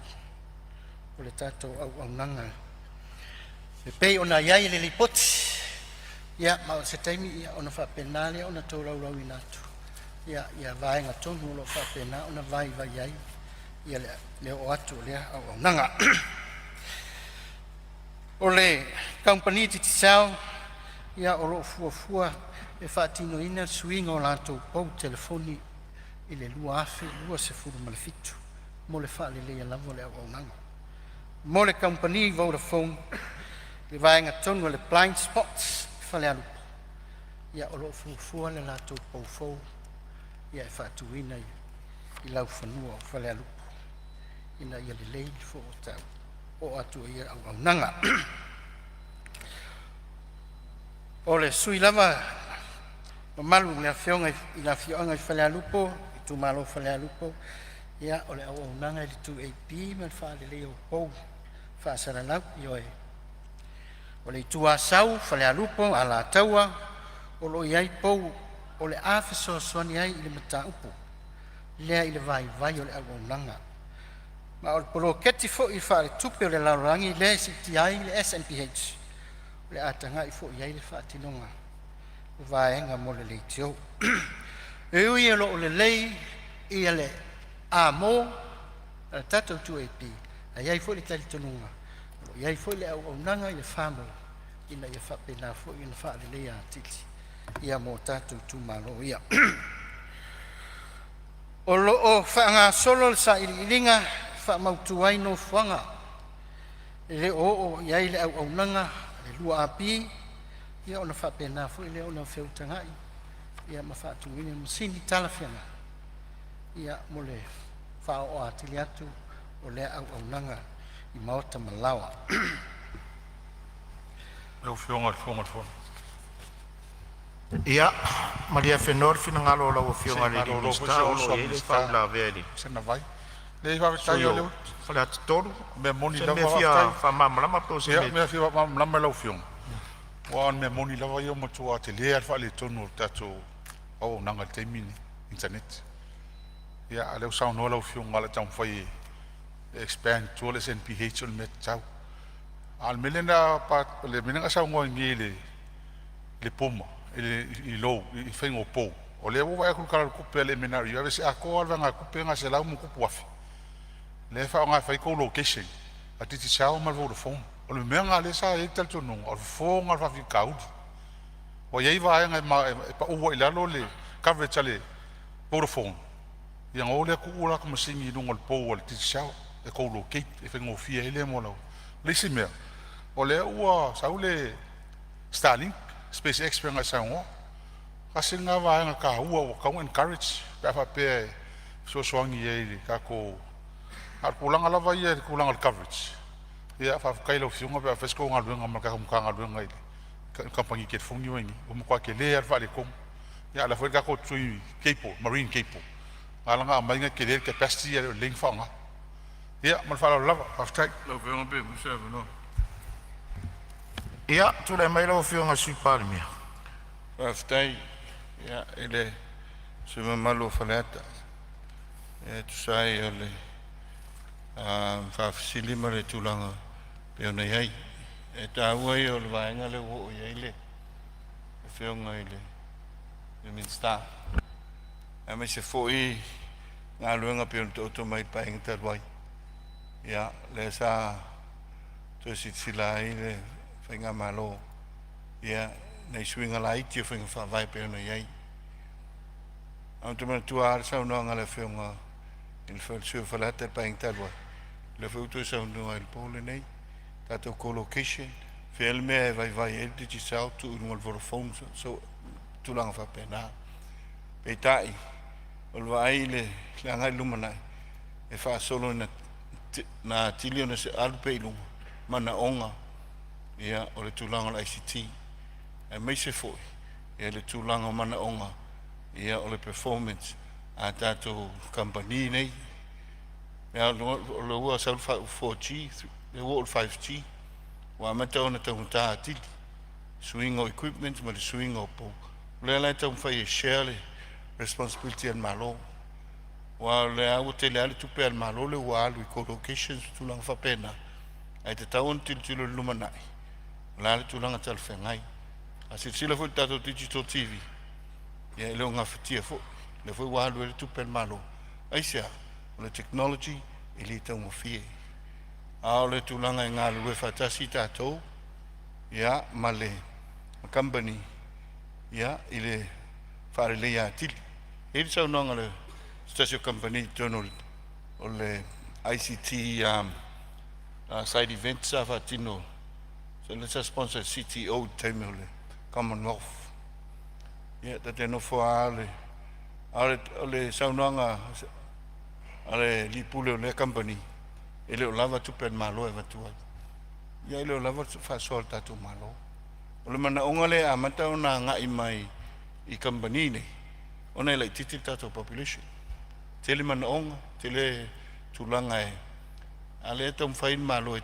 nga te develop le tulang fain va eta tole terrestrial infrastructure ia male gateway ai o mai company vai tatu technology ia ma vai tatu last mile connection o la telenga le mal melo to le langolango World Bank ile na to fa so le ia ina ia expand le tatu SNPH awana watu ile langonai ile Samoa tatu infrastructure na fa tau tua I se tau ia se fa mo tino se tem ava mer company se la ulima full million e te fa tau tua ia wo tele tau fa fa ngale mu se infrastructure mo lumanai ia walu fa nau nga fa lol Malo faftai ia O fionga. mali e fengole sui o fa fo yo o fa le ata toru le ai o le o tiro sa o tua I va no mo ele tire sa no le va nga le le o fa mani no tu va nga le tire sa no va nga le le la ta su mo li mai lo fina technology le fa le kongo la kala unga. mo li mai lo fina ngalo le o fa ma malama tua le fionga sui pa le mia mo ni si fina ngalo tau la nga le o ma wa tu fa mo nga ia e foi ma wa tu lunga ni tire sa no va nga le la o fionga o me le la tu lava no le minsta fa wa ulan sa no nga No, fionga mo tala. te tala tu le va no longa winga te la nga fa la o tele la o fionga le su fa le ata O to le leiva kai. O le melo fina o fionga. O la ia ile infrastructure. ia Lava matotoi. E ka un upgrade system ma Vodafone ma titi sao. Ali isu nga ka ko ma ye mai lo fina ngalo fa le ata to lo va tu le for la ngale fon fetala ia o le ma wa tu fa ula vea fa sale le anga tolu se me fia fa sa o pe se No, le fionga fia tala wa. O le manina fu ile sa fele. La wa nei tu malo fa tai le wa. O me mo tino ai al lumana o tatu business male. Tatu a ongo le technology. Le fu la sa ta sanga tu afta ile wa nga ile tu langa le fa malo sio o tatu technology internet tua. Ya onga manu. Ta wa fa le alup. Al me moni ai. O tu tono taulanga, o tu atele o blind spot. O malifa, o le vale I Samoa, kare sawa I taia o mai whai ama motu. Ai whaftai lo fionga I tūlanga le lewa vai I te fua ma tere tua. Asi doi whale le a tiri tono taulanga mea lo. O whapena anu whai e tatu business. Ai whaftai o lewa man ia mai se tu alalo nei tu malo. I tūlanga le whatau o tatu broadband, national broadband. I tua I rural areas. Ai me se tūlanga tau on. Ia whaftai fua lewa ta ua sura whai a tōru tūlanga le Starlink. Pen fai ona anga ia tu ia onga vanga le wale wa. O pruvene mana ia telele o kalame le Starlink. Pe se fu ana malo e. Pe na ona tu fa tu ia onga. A pe na fu ona anga ia il tu tua. Ma sia ona nga mai tu tua. A tai lo fionga fo tele. malo sa no ia tu atu pele va no lo fionga le sui pan mi o lo tu lai mai le no le sonia le fionga ona le fionga le minsta to afa o ia somna yes ia o tapenanga le fatu tu ile tu sa motas mai le lata usanga le wa mata ona ngalu ai pa mo wina le tulanga ai a sila I saunanga le fionga palmia le sai il pa inga lo sutfit o le lumana ile o le technology ma le energy o tatu ia le fa ia nga ai a fa pe o le lumana ile e te tau na veo se responsibility al malo rather than na le ia o le tatu tupe le anga o le tupe fina ri lunga malu ila o le ia pe o le inga te mo covid ina o fa le to fa mo lunga tatu to internet connection our internet connection no ta fa yo ina business la me ton fa ton ave malo tupe e so sonie pe ta ia fa pe infrastructure malo fin fa pa ula to co-location ia va yes pe ia masin pe ta sanga ato le awala le so sonie to o le to share the responsibility business male malo ile tulanga lo tatu technology pe le nganga le ina ia to tom fai to to o va vele lunga technology ia I was slow ia tupe mo anai tatu company o le nganga le to share responsibility tulanga Starlink fa mo wina le nganga faftai o le tari le na au mai so sonia tatu business au Samoa fo Au Samoa e 5 futa la Amerika. E fa tu sai nisi ma tu no Pacific. Pa wasi tu langa la diti. Ele te lese tu pe mo tatu malo. Mai le stali. Ai fa fita I o so ni me area easy areas la ia. O lo o fa le to no de service. Ala ngale na e le tau fa ye. E unai te. Ina se vanga na ua. O isi tu pe le le tatu malo. Ia ona tu tilo le tu langa. Alo tala le se. O wa no. Ia mo Starlink. Ia mo fa ngai ni ta. Langa tu mo fa lo. Ia, malo whaftai lo whionga sui Palemene. Tula me lo whionga mi stafa o lo Samoa. Lo whionga ele whakatalai mea si whasa. Ia, se I tua tutasi ale avano I le whionga I le teitai o le tuanga I saunoa. Me fie whasa. O le manea saunoanga le whionga le minsta. O le tulanga taungatale iai tātou sota inga mwhafo. A fua mai le tātou whalangalango tele I le Starlink ia ma satellite a le ai le tātou lava cable communication e alua tu ilalo le sami ma e tolu a tātou connections e tolu lilia tātou outlets e le o whaonga te lea ai pitusili atu ona taungo fie ma whātua tuaina ia fsota inga ia alu lalo sami sa o awai le fono lea ta ua ele sui Palemene Maina o ave fol fisili. Le taunga tātele o lato o le tau o le whaonga o satellite. Ia, a le alavan ta tino mai e sui sai ai. E sao. Ia, ona e pila no sao noa le sui Palemene.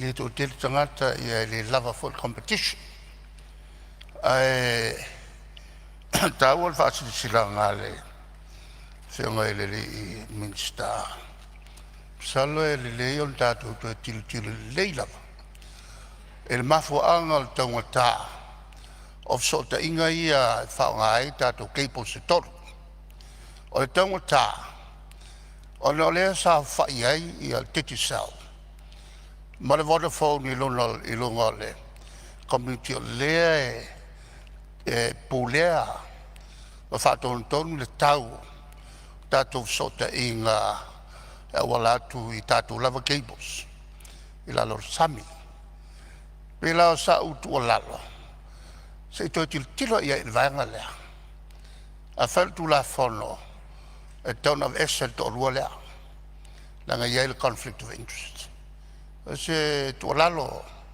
o te whamalo atu minsta mana I tele lana lipots. Ia, se tu atu lewa no lau whionga sui Palemene. Tu lai melo whionga sui Palemene. O se matangi angi malule whalonglongo. Saunanga mulmuli ale ale whionga I. Angol mele o levana na nau iai. Ni tapenanga nesa sa wad kako tato keipo le nei.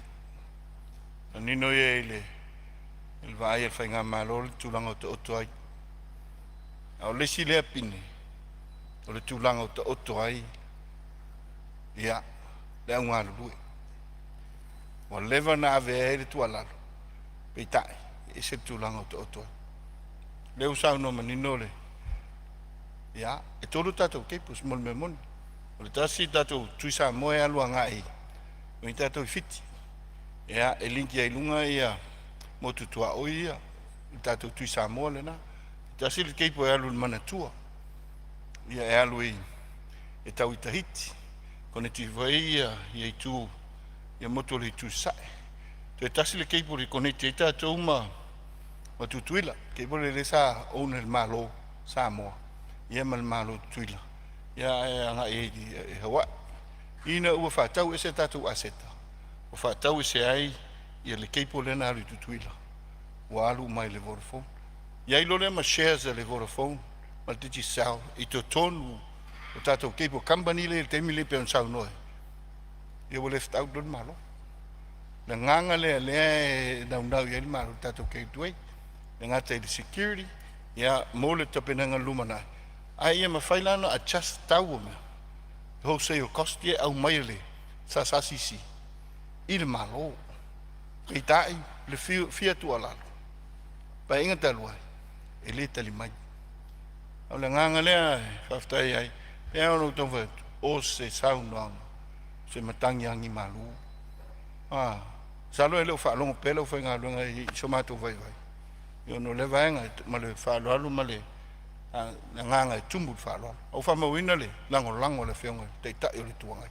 Ma o le awhatino ino loa, e tuso le, fina ngalo le la. Nanga whaaloalu. Malo whaftai sau no mamlama. Ia, tulai mea lau whionga le minsta. O whionga le. Whawau sau noanga. Ia, o loo tauto mai le whau la vea a whale alupo. Ia, se tulai mai le sui a whale alupo e sau no. Se me fia whasao e, anga e sau noanga pe fia whamamlama. Fia whamamlama lau whionga le whonga. Peta lai whaftai mo le avanoa. Mo wanju ina tu whaftai tere lau whionga le minsta.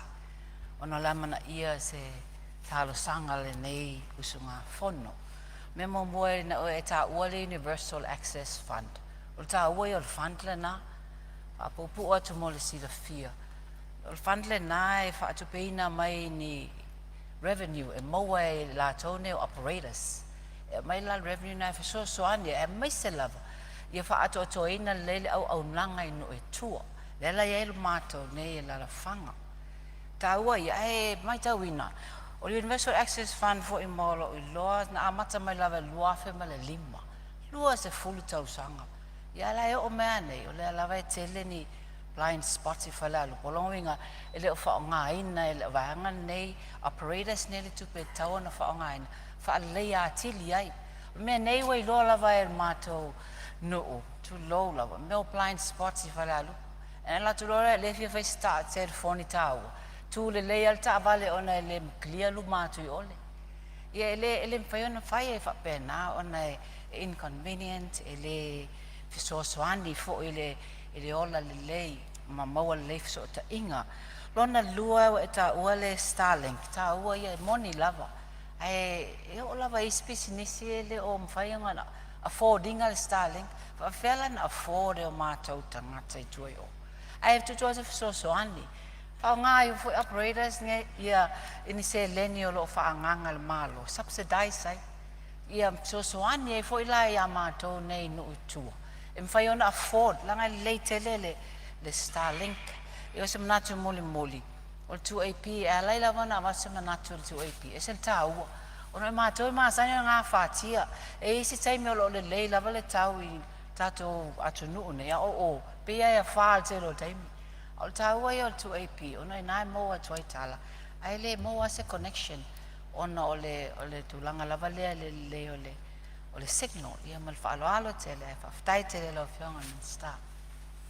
Ma lo whaftai sau no le sui o whale alupo, ia o whaafonga mai lau o whionga min star, le naunau ta inga o si o tātou i tū malo e mamau i tua.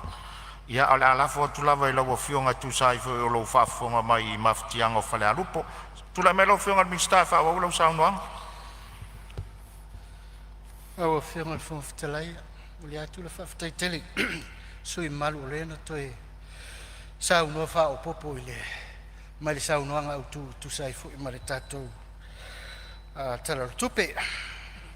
O le anganga e pipi i whaatasi le loto ma le whatua, le mea o lo sau noa i aila o whionga le sui malu whilarupo. Le anga o le whatu lea, le ngate le ola o wino whanau, a o le soifua malo loina. Ai tai nane le tamao ainga le tunu ai aua te pole o la atau mwhai ai se o la vave ma se taimi vafi ia e whapena o na tali whaftai tele lau o whionga le tai ale tuangai ia pe on sa noa le whionga le sui Palemene ia whaftai tele lava mo le tu alalo na whautuanga ia e fo ina le a whea sa unuanga au tua lau fionga le sui mamalu mai faleata tolu. Ia ai whawhtau talia le whautuanga. Se o tu alalo le mea tāua lea. E whau wailo tātou sā. Ia ai whawhtai telea. Ia ona, iai leo se, toi paua leo si vaenga pe ona, iai fo ia le whanonga le. O awala mai fo i se whautuanga e. Sui mamalu mai whale alupo, tai nane le sui mamalu mai whale atatasi, au ngatasi. O le fiso ta inga, maringa ngana, whaanga ina, i le tātou social media. O le se whaitau iai le nei vaenga. O le tātou collective responsibilities. O le tātou ngaluenga whai whaatasi. E tau fua se manatu ona ua le masino, ua matu ia, ua taungata, ia saunoanga, ia matusi-tusinga nei lungo. Lungo penga te whailangi. Ai tātou tilo i se fofo ma se vai fofo, e ma whai ona fo i aile whawhita aure. Lea la lea. O lo whaatino ai, ma sa whaatino, ma lo whaatino i fo. Ai pea. Ia le ngā luenga le tātou mata ngā luenga. Ina ia mawhai o na whaao o atu umai tū mālo tai tasi o nuu, awhi o anga. Tai nane o sosa i ete ese. Whaala putuputonga. Ina ia momoli atu le whiau. O le whiau, tautua nā lau anganu. Tautua nā lau whaakerisiano. Manatu na le paulea si vaenga e mawhai ai o na tautu i titia. Ia ma tau longo sa ia i fo i lātou o lo. Whao ngā ina wha leta tau. Ia le nei fo i au o nanga. O na o tātou lava. Pule ma malu ali i ma whai pule. Tai nane mātua ma whanau. Ai ale ngā luenga whawhengainga. O le tuu whaatasinga lea. O le toso mai fo i lea i totonu. Ina ia whau ai se ngā luenga ina i mawhai ai o na o atu se whasosua. A tonu o se vai fo lea. Ina ia o la o ina le mawhau whau o tangata. Pawalea. A o ina le mawhau o le tangata i le mea whai ma le mea le tauna whai. Ma le whasota inga māwala lata o lona usu a tangata. O le vāanga nuu. Ai tai nane lo whaakerisiano lo tau la mua, lo whaamua mua e. Pau lea se vai fo lo tau mawhai e le tātou matanga. Ina ia o. O tō tonga, o ieo. Iwi ma ano. O le loto le mawhau. Le tā ua. Ai ai o na pāpui pui. Le melea. Mo whai aino whapea. O se ngā luenga whai whaatasi a tātou. Tātou nei tātou Palemene. Nio whionga. Ia, o lo iei whau la vea mai whale atatasi lo whionga minsta, le vole se whaisi nau malolonga. Ia se tūlai mai lo whionga le. Sui malu, whale atatasi. Au whionga i la se vaenga e fia whasa o pe fia whamamlama. O la tau whamae al saunoanga le minsta. Awala ngona le whanga e tia i le saunoanga manino le whionga minsta. Ona e le se tu se atu le lima i nā po i nei. A lai whafonga mai le atulu. A me se wa le po ma le telo teimi e mai i la unga a tai o no wha kālesia. Le tūlanga lea. E le whapeleanga social media. Awa le me fesota e ainga. A le tu fa le tonu le wa te mine e tauna sila ia il Palemene.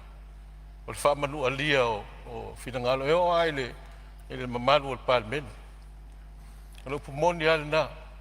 Wa tato fuli tua ia tu vasa o tua na. Ale anga ai mai pe social media le tulanga le. Ale ata tu no foi nei. E fainga tata tu va fa lo. Ma tu te fa lo foi na tu vai le fionga Palemene. Sui Palemene minister o kabineta. Fa pe foi minister ngala mala fionga al fong ftalai. Ala fa fonga mai le tunu. Wa lo fa tu. Ole atu langa fo al fa fita uli. Ya o te lo fa fita uli ngonga le ole ye te bini. Le petia il tatu va no folle. A fa ye mo mia sa mo file mu, ma sa mo fa al fani mas se atunu kersiano. E mo moli la fa fita le o ma alo mali of. Ole la sila el binsta. Ya sila foi pule nga malu ali foi pule. Ina ia ma ua mai fe au. O fe au fa file mu ele tunu. Ya be si fo tatu te no fo le ye tatu ngalo fa fa tasile ai fa te tele la o fionga minsta le o ma wa tu lo fin ngalo. Ya after tele fo la o fionga ele fo ftala man wiele fo tanga Palemene. Ma lo faftai le suyo fale atitas. Ia manatuar ni mata upu pe ona sa no fo ia le sui sa fa ula vene sa o le wa ia le vau fangalele wa pe ia le tau alunga manua inisi fo yo atu maunga te tele o le tatu atu nu le va tapu ma le va tapu ia ai faftai la ufionga le minsta o lea ua e fafonga mai ti mai al Palemene i se awala e faatonu fo lau ai penga ta whailangi o whaonga se mo ia fo yo le ele vaanga sfuto do whaavai ia al mai tau ale nei vai taimi wale ai se vata puia fo le wa ile tulanga le wa ia wa tiutala loa ngana ia ai faftai la ufionga le minsta pe ava pe ese fato fala inga ai tu la mela ufionga le minsta sa unwa fa waule sa unwang Faftai la ufionga fon ftalai ya ole te foi faftai tele ufionga sui mamalu mi fala tas ya e tu sai foi malonga lango ina ia ole nei tau mo fainga mal fa mo pe o tato walo te mo le sila fia o ta penanga ne tato matanga luenga ile ono fo alo saili ma saili pe ni ava noe ma fai ai ona fo ia fa fita uli nei pe lava ona fa tinoina ia le lato road shows o fa ingoina o le Samoa matala fai mai le Samoa matala a vale to lima le fa mo moile tato ti tau u Samoa le manuia tato tau u Samoa mali pelepe ia ma fa pena ona le mau le vata puia ona tato value sia ia ole vai aso foi le nei pe ona ia amatalia mai le aso ala nafi aunga saunga le mu mamalutia au wala o fisota inga mana ia ole fa malo si au ole sunga fa fengainga sa fengai mole amataina ole lotu la swana nafi pa wala o fisota inga o keriso ma ole nau ta inga foi le na o i ole tau fisota iai le tatou manulau ti o lo tatou taunfai solo ia vai mai Samoa saonga le mu Samoa fe alofani Samoa le ainga ole aunga le la fa tau ai le vai aso ato le ni ia le latou fu fa lau wiloa te e atuai ai fa mausali fa mautuina malu puipuia saunga le mua o wala fisota inga. Ia, ua. Manatu o si vaenga tō titile ua mwhai ona o mai. Ia, ai ona o le o hio mai la fionga ile sui mamalu mai whala la time samatau. Ia, ai o tu pese langona. Ia, tu sai fui ma vaenga. Isi o vaenga pe ona siringia. Salo la taliele officer fono inga luenga pe on ile tele o tatu pepa fa o nga ya e mesel mau te fono le nei ai o le tali la vai le mtanga luenga o le whaiunga fo i le vai aso le nei. Whaatui nai ma whaalau i lo ai.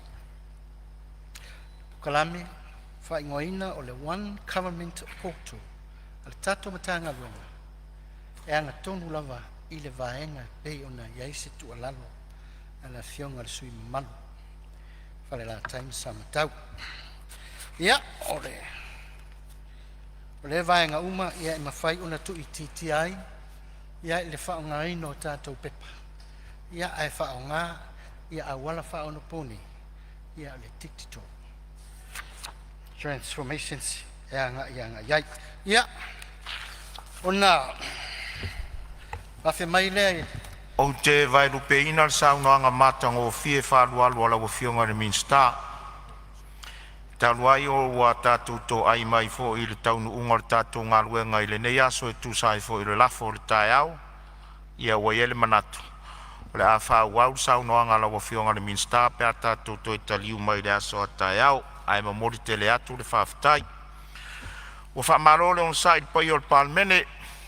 E le whaingo fiel tau mo whaingo le tātou ngā luenga le nei aso. Ai whaafitai le lava papale ma le whātoa toa o mo whaiei o na whaatino le te le o tātou ngā luenga. Ma lole usfono.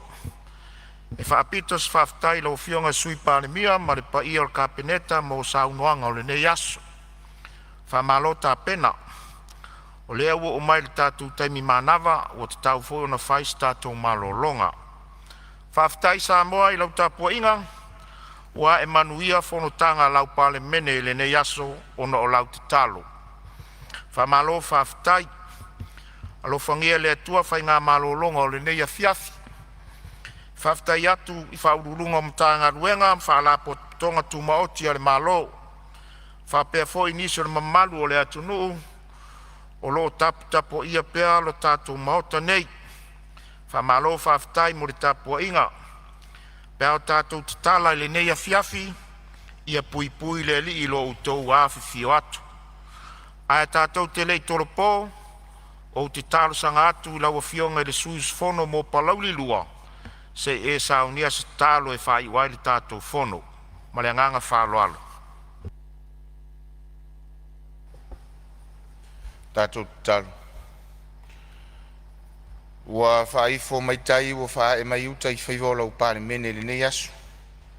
Ma ua lau se saa o mātou whaiva. Mātou tari tonu fōi ua wha pēnā le mātou watu nuu le tangata malana sa tau wāti nā e le nei asu. Ora mātou tari tonunga pe ana le se nolo wanganga sa e taito o rua mai le tai au se sengi se iau o le nei e fiafi. I le mawhai o na tau manuia o mātou whaiva le nei asu.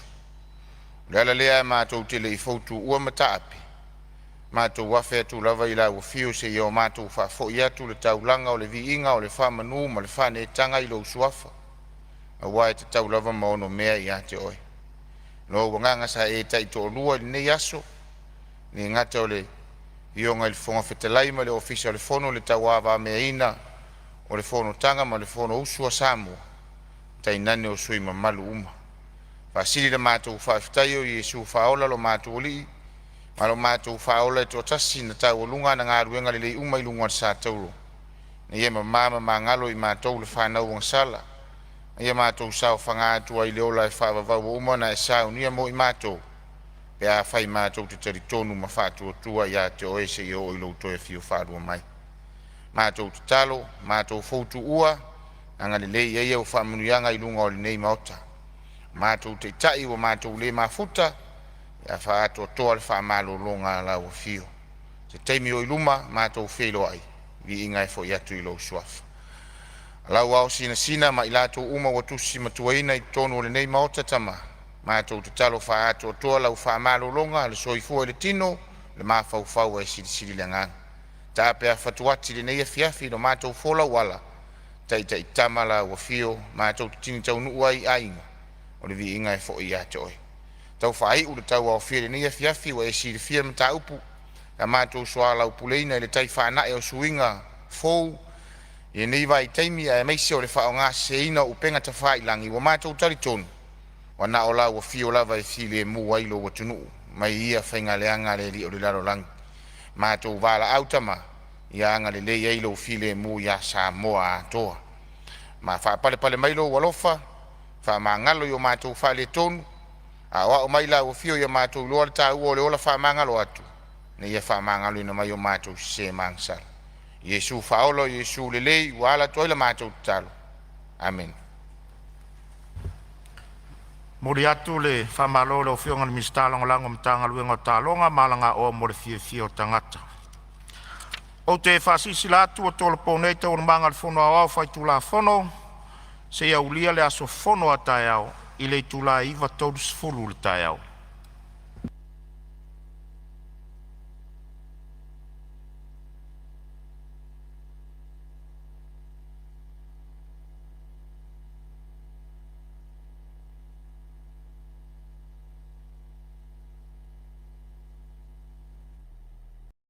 Fo i se fautuanga e sui mamalu mai fale alupo tai nane le sui mamalu mai fale atatas au atas o le fiso ta inga ma ngana fa ngaina i tatu social media o le se fai tau ia i nei vaena o tato collective responsibilities o le tato ngaluenga fai fatas e tau fua se manatu ona ua le masino ua matu ia ua taungata ia saunoanga ia matusi-tusinga nei lungo penga te whailangi ai tātou tilo i se fofo ma se vai fofo e mawhai ona fo ia i whawhitau le ala lea o lo whaatino ai, ma sa whaatino, ma lo whaatino ai pia. Ia le ngā luenga le tātou mata ngā luenga. Ina ia mawhai o na whaao o atu umai tū mālo tai tasi o nuu, āwhi o anga, tai nane o sosa i ete ese, whaala putuputonga. Ina ia momoli atu le whiau. O le whiau, tautua nā lauanga nuu. Tautua nā lau whaakerisiano. Manatu na paulea si vaenga e mawhai ai o na tautu i titia, ia ma tau longo sa ia i fo i la tau olo. Whao ngā ina wha leta tau, ia le nei fo i au onanga. O na o tātou lava. Pule ma malu ali i ma whai pule. Tai nane mātua ma whanau. Ai ai le ngā luenga whawhengainga. O le tuu whaata singa lea, o le toso mai fo i lea i totonu. Ina ia whau ai, se ngā luenga ina i mawhai ai, o na o atu se whasosoan. A tonu o se vai fo lea. Ina ia o la o ina, le mawhau whau le tangata. Pau a lea. A o ina, le mawhau whau le tangata, i le mea whai, ma le mea le tauna whai. Ma le whasota inga vāna lata o lona usu a tangata. O le vāanga nuu. Ai tai nane lo fa kerisiano lo tau la mua, lo fa mua. Paulea se vai fo lo tau mawhai ai le tātou matanga. Ina ia o to tonga, o ieo, ili ma ano, o le loto le mafo fau, le tā ua, ai ai ona papui pui. Le melea, mawhai ai no whapea, o se ngā luenga whai whaatasi, a tātou. Tātou nei tātou Palemene. Yo whionga. Ia, o lo iei whau la vea mai whale atatasi lo whionga le minsta, le vole se whaisi nau malolonga. Ia sai tulai mai lo whionga le, sui malu, whale atasi. Yo whionga i whaktalai. La se vaenga e fia whasao, pe fia whamamlaut. O le mai al saunoanga le minsta. Awala ngona le whanga e tia. I le saunoanga manino le whionga le minsta. Ona e le se tu le lima ina po inei. Ala fa fonga mai le tulu. A me se wale po mala e telo temi e mai ai la unga a tai on no fa kalesia. Tu langa le e le fa pele anga social media.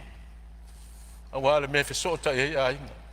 A le tu fa le tonu le wa temi ne e tau sila ia i Palemene. O fa manu alia o finangalo e o ai le le mamalu o le Palemene. Lo pomoni ale na. Ua tatou fulitua ia tu vasa o tuana. Ale anga mai pe social media le tulanga le. Ale a tatou no foi nei. E whainga tatou vā whera loa. Mātou te wha alo foi na tu vai le whionga le Palemia. Sui Palemia minister o kabineta. Wha pe foi minister o ngana malau whionga le whongfitalai.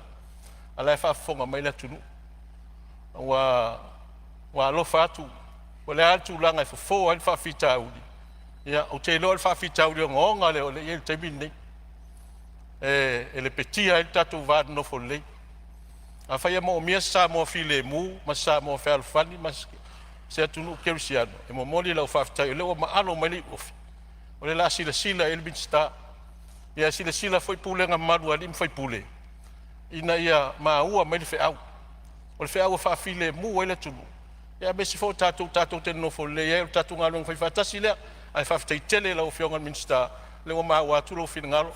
Ia, whaftai tele foi lau whionga ele. Fonotaga manuia le Fonotaga Palemene. Malo whaftai le sui o whale atitas. Ia manatua nei mata upo pe ona sao novo ia le sui sa whau la vene sa o le lei. Ua ia le vau i whangalele ua pe ia le tau alunga o manua. Inisi fo i atu maunga te tele o le tātou atu nu le vātapu ma le vātapu ia. Ia ai whaftai lau whionga le minsta o lea ua e whafonga mai ti mai al Palemene. I se awala e whaatonu wholau ai, penga ta whailangi o whao ngā se. Mo ia fo i o le ele vai ngas futo rot whawai. Ia ale mai tau ale nei vai taimi wale ai se vata puia fo lele wa ile tūlanga le wa iai, wa tiutala loa nga ngana ia. Ai whaftai lau o whionga ni minsta pe awa peo e se whaato whala inga. Ai tula mea lau whionga ni minsta sa unua whawau le sa unuanga. Whaftai lau whionga Fonofitalai, ia, ole atu foi le whaftai tele. Whionga le sui mamalu mi whale atasi. Ia, e tu sai foi malonga lango ina. Ia, ole nei tau mo whainga ma le wha moe peo tātou alo te. Mo le sila fia. O tā penanga nea le tātou matanga luenga i le ono wha. Alo sa ili, ma tā ili pēi ni awa noe ma whai ai o na fo ia whawhita auli nei. Pei lava o na whaatinoina, ia le lato road shows, whaingoina o le Samoa matala. Fai mai le Samoa matala. A vale to lima le wha moe moe lea. Tātou te taunu u Samoa le manuia. Tātou taunu u Samoa mali pe lepe. Ia ma wha pēnā ona le maua le vata puia. Ono tātou value sia. Ia, o le vai aso fo ile nei. Pe ona iai amatalia mai le aso ana nafi. Aunga, saonga le mu, malutia au wala o fisota inga. Mana ia ia ole. Wha malo si au ole. Sunga le wha whengainga, sa whengai mole. Amataina ole lotu la suana nafi. Pa wala au wala o fisota inga o keriso. Keriso. Ma ole, nau ta inga fo ile na. O i ole tau fisota iai. Le tatou mangulau ti o lo tatou taunwhai. Solo ia vai. Mai Samoa saonga le mu, Samoa whealo whani, Samoa le ainga. O le aunga lea. Lea lai whataunu ai le vai aso atoa le nei. Ia le lato fui whaalau i loa. E te te atu ai ia wha mausali, wha mautuina. Malu pui puia. Saonga le mua o wala fiso tainga. Ia, ua. Manatu o si vaenga titi lea ua mwhai ona o mai. Ia, ai ono le o fio mai la fionga ile sui mamalu mai whala la time samatau. Ia, ai o tu pese langona. Ia, tu sai fui ma vaenga, isi o vaenga pe ona siringia. Salo la atali le office telefono. Inga luenga pe on. Ile tele o tatu pepa wha o ngā. Ia, ai mese le mau tafono le nei. Ai o le tali la vaia le matanga luenga. O le whai unga fo i le vai aso le nei. Wha atui nai ma wha lau i loa ai. Kalame, whai ngoina o le one government koto. A le tato matanga luenga. E anga tonu lava i le vaenga pei ona iaise tu alalo. A la fionga le sui malu. Pale la taimi samatau. Ia, ole vaenga uma, ia i mawhai una tu i titi ai, ia i le whaonga ino tātou pepa. Ia ai whaonga, ia awala whaona poni, ia le tiktito. Transformations, ia nga iai. Ia, ona, wafe mai lea, O te vai lupe ina le saunoanga matanga o fie whalualu ala o fionga le minsta. Taluai o wa tātou tō ai mai fo i le taunu unga le tātou ngaluenga i le nei aso e tūsai fo i le lafo le tai au. Ia wa iele manatu. Le a whauau saunoanga ala o fionga le minsta pe a tātou tō i taliu mai le aso a tai au. Ai mamori te le atu le whawhitai. O whamarole on sa i pai o le Palemene. E le whaingo fie le tau mo whaingo le tātou ngaluenga le nei aso. Ai whawhitai le lava papale ma le whatoa toa o mo whaiai o na whatino le te le o tātou ngaluenga. Ma lole usfono. E whapita se whawhitai lo fionga sui Palemia ma le pai o le kapeneta mo saunoanga o le nei aso. Whamalota pena. O le ewa o mai le tātou taimi manava o te tau fo o na whais tātou malolonga. Whawhitai Samoa i lau tāpua inga. Ua e manuia Fonotaga lau Palemene le nei aso ona o lau te talo. Whamalo whawhitai. Alo whangia le atua whai ngā malolonga o le nei a fiafi. Whawhitai atu i whaururunga o mtanga ruenga, whaalapo tonga tumaoti a le malo. Whapea fo iniso le mamalu o le atu nuu. O lo tapo ia pea lo tātou maota nei. Whamalo whawhitai mo le tapo inga. Pea o tātou te tala i le nei a fiafi. Ia pui le li i lo utou afi fio atu. Aia tātou te lei toropo. O te talo sanga atu i lau a fionga i le suis fono mo palauli lua. Se e saunia se talo e whai wai le tātou fono. Ma le anganga whalo alo. Tātou talo. Ua whai fo mai tai ua wha e mai uta i whaiva o lau Palemene le nei asu. Ma ua lau se saa o mātou whaiva. Mātou tari tonu fo e ua wha pēnā le. Mātou watu nuu le tangata malana sa tau wātina e le nei asu. Ro mātou tali tununga pe ana le se nolo wanganga sa e taito orua mai le tai au si sengi se iau o le nei fiafi. I le mawhai o na tau manuia o mātou whaiva le nei asu. Le ala lea mātou te le i fautu ua mataapi. Mātou wafe atu lava i lau fio se iau mātou whafo i atu le tau langa o le vi inga o le wha manu ma le wha ne tanga i lo usuafa. A wai te tau lava maono mea i ate oi. Lo wanganga sa e taito orua le nei asu. Ni ngata o le ionga i le fonga whetalai ma le ofisa le fono le tawawa mea ina o le Fonotaga ma le fono usua Samoa. Tai nane o sui mamalu uma. Pasiri le mātou whawhitai o Iesu whaola lo mātou li. Ma lo mātou whaola e tōtasi na tau o lunga na ngā ruenga le umai lunga sa tauro. Na ia mamama ma ngalo i mātou le whanau wang sala. Na ia mātou sao whangātua i leola e whawawau uma na e sao nia mo i mātou. E a whai mātou te taritonu ma whātua tua i a te oe se i o i loutoe fio whārua mai. Mātou te talo, mātou fautu ua, nga le lei eia o whamunuianga i lunga o le nei maota. Mātou te tai o mātou le mafuta, ia whaatua toa le whamalo longa la o fio. Te teimi o iluma, mātou whelo ai, vi inga e fo iatu i lo suafa. Lau au sina ma ilato uma watusi matuaina i tonu o le nei maota tama. Mātou te talo whaatua toa lau whamalo longa, le soifua le tino, le mawhauwhau e siri le ngana. Tāpea whatuati le nei a fiafi no mātou fola wala. Tai tamala o fio mātou tini tau nua i ainga o le vi inga e fo i ate oi. Tau whai ule tau au fia le nia fiafi wa e siri fia mta upu na mātou soa lau puleina le tai whanae o suinga fou e nei vai taimi a meisi o le whao ngā seina upenga ta whai langi wa mātou taritonu wa na o lau o fio lava e fili e mu wailo wa tunu mai ia whainga leanga le li o le laro langi mātou wala autama ia anga le lei eilo fili e mu ia Samoa atoa ma whaapale mailo walofa fa mangalo yo mātou fa le tonu a wa o mai la o fio yo mātou loa ta o le ola fa mangalo atu ne ia fa mangalo ina mai yo mātou se mangsal Yesu fa olo Yesu le lei wala toila mātou talo amen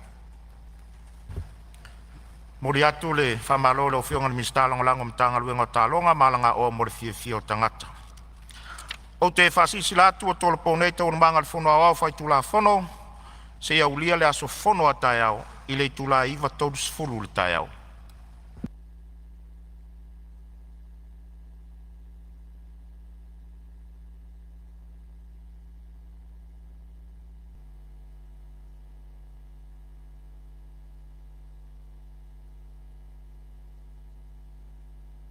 fo i se fautuanga e sui mamalu mai fale alupo te nane le sui mamalu mai fale atatasi au atasi o le fiso ta inga ma ngana fa ngaina i le tatou social media